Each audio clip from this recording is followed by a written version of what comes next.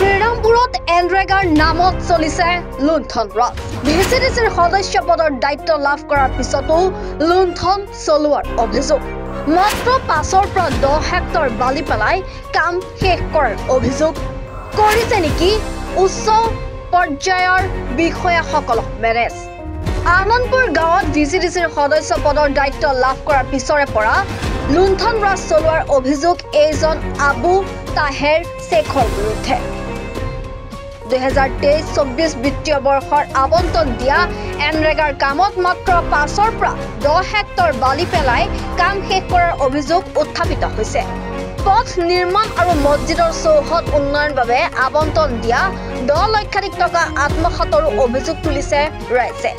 আনহাতে একাংশ উচ্চ পৰ্যায়ৰ বিষয়াসকলক মেনেজ কৰি সম্পূৰ্ণ টকা আত্মসাত কৰিছে নেকি তাক লৈ গাঁওবাসীয়ে উত্থাপন কৰিছে এতিয়া অভিযোগ।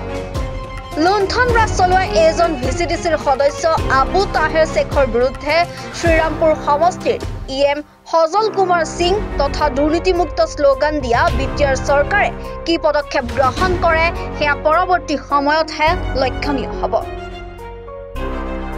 গ্ৰামপুৰ ভিজিডিসি শ্ৰীৰামপুৰ সমষ্টিৰ মানুষ আমাৰ ইয়াত আনন্দপুৰ দুটা কাম আহিছে, মোল্লাঘাটৰ পৰা বংশীঘাট আৰু আমাৰ মুৰ্ছিদৰ এটা কাম আহিছিল।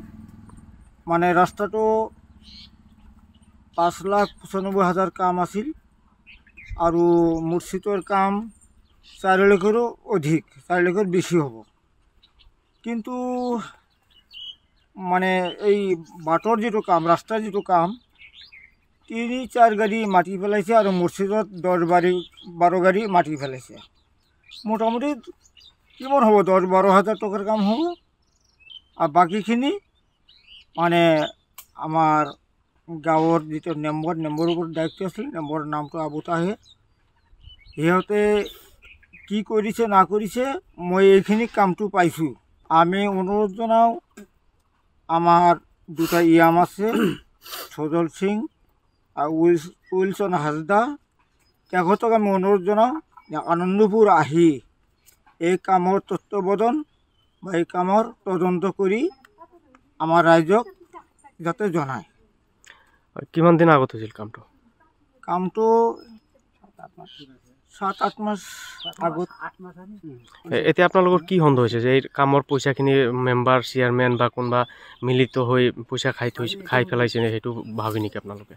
আমি সেইটো ভাবোঁ যে ইয়াতে মানে আমাৰ ডেভেলপমেণ্ট ব্লক হাতীদিৰা তেখেতৰ মানে BDO ইঞ্জিনিয়াৰ মানে এইটো তদন্ত কৰা নাই বা গাঁৱতে কোনোদিন অহা নাই আৰু ইয়াতে কিবা ভাগি চাগি আছে, এজনে এইবিলাক কৰা নাই।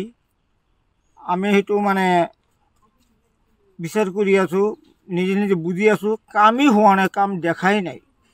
মছজিদত এটা খাল আছিল, 10-12 হেক্টৰ মাটি পেলাইছে, ইয়াতে 4 লাখৰ ওপৰত কাম।